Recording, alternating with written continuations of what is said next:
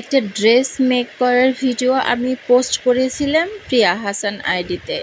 সেখানে অবশ্য ডিটেলসে কোনো কিছু দেওয়া ছিল না বা দেখানো হয়নি, জাস্ট হালকা কয়েক সেকেন্ডের কিছু রিল আপলোড করা হয়েছিল।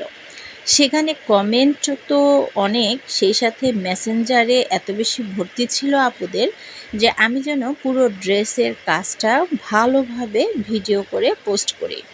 তাই ভাবলাম আপুদের রিকোয়েস্টে এই ভিডিওটা করাই যায়। এই ভিডিওটা ঈদের 2 থেকে 3 দিন আগের করা।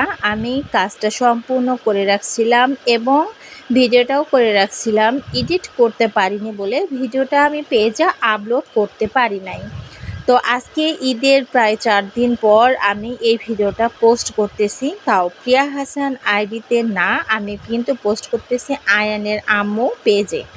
আয়নের আম্মুর এই পেজটার আগে নাম ছিল ওয়ার্ক অ্যান্ড লাভ। যারা জানেন তারা তো জানেন, আর যারা জানেন না তাদেরকে বলতেছি, রিসেন্টলি আমি পেজের নামটা চেঞ্জ করছি ওয়ার্ক অ্যান্ড লাভের পরিবর্তে আয়ানের আম্মু দিয়ে।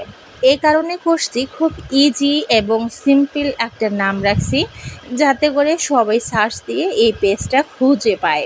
ওয়ার্ক অ্যান্ড লাভটা কিন্তু সেভাবে খুঁজে পায় না অনেকে। খুঁজে না পাওয়ার একটা বড় কারণ হচ্ছে নামের বানানটা ভুল করা। ওয়ার্ক অ্যান্ড লাভ অনেকে নামটা ভুল করে, বানান ভুল করে, অনেকে বাংলায় সার্চ করে, অনেকে ইংলিশে সার্চ করে, অনেকে আবার অ্যাডটাও ভুল করে। যার কারণে আমি খুব সিম্পল এবং খুব ইজি একটা নাম দিয়েছি আয়নের আম্মু। আপনারা সবাই আয়নের আম্মু পেজটা ভালোভাবে ফলো করে আসবেন, ফলো দিয়ে আসবেন। সেই সাথে আমার একটা ইউটিউব চ্যানেল রয়েছে প্রিয়ার্স ব্লগ। একই ভিডিও আমি প্রিয়ার্স ব্লগেও আপলোড দিয়ে থাকি। প্রিয়ার্স ব্লগটাও কিন্তু খুব সুন্দর একটা নাম দিয়েছি, একেবারে সিম্পল।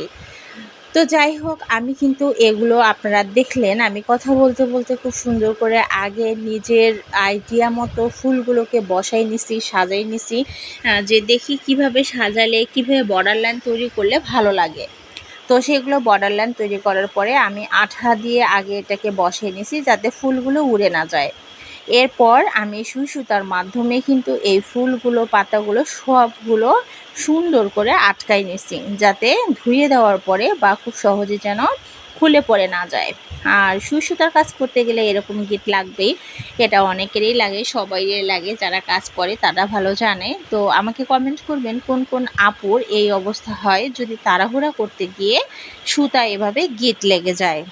তো আমি চাইছিলাম এই ড্রেসটা পরে আপনাদেরকে একটা ভিডিও আমি দিব, কিন্তু সময়ই ছিল না। বলতে 2 দিন পরে ঈদ, আর ঈদে তো এই ঈদে তো কতটা ব্যস্ত, কীরকম ব্যস্ত থাকে মহিলা মানুষেরা, সেটা আপনারা সবাই ভালো জানেন। যাই হোক, কথা বলতে বলতে ভিডিওটাই শেষ হয়ে গেল। আপনারা সবাই ভালো থাকবেন, সুস্থ থাকবেন। আমার ভিডিওতে বেশি বেশি লাইক কমেন্ট করবেন, যদি ভালো লাগে তাহলে শেয়ার করবেন, পাশে থাকবেন, আমিও পাশে থাকবো। ধন্যবাদ সবাইকে।